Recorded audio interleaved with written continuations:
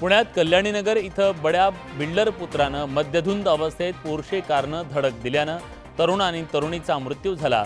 या प्रकरणी अल्पवयीन कार चालक मुलगा, त्याचे वडील याच्यासह 7 जणांना अटक झाली।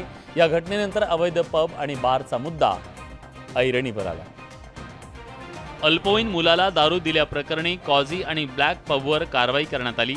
या पबच्या मॅनेजर आणि मालकाला अटक करण्यात आली आहे। ही कारवाई ताजी असताना पुणे महापालिका ॲक्शन मोडवर आली आहे। कॉझी बार नंतर पुण्यातील आणखी 2 अवैध पबवर पुणे महापालिकेनं कारवाई केली।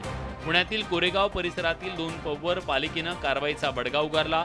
वॉटर्स आणि ओरिला या दोन्ही पबवर पुणे पालिकेनं धडक कारवाई केली। नियम न पाळल्यानं पालिकेनं बार आणि पबवर कारवाईचा बडगा उगारल्याचं दिसतंय। तर शहरातील इतर सर्व पब आणि बारला देखील पुणे महापालिका नोटीस पाठवणार आहे। वॉटर्स आणि ओरिला हे 2 पब पुण्यातले नामांकित पब आहेत। या पबमध्ये वीकेंडला तरुणांची मोठी गर्दी असते। रात्री बराच वेळ हे पब सुरू असतात। मागील अनेक महिन्यांपासून हे अनधिकृत पब पुण्यात होते। यापूर्वी या पबवर कारवाई का करण्यात आली नाही, आता पालिका ॲक्टिव्ह मोडवर का आली, असा सवाल या पबच्या कारवाईनंतर विचारला जातोय।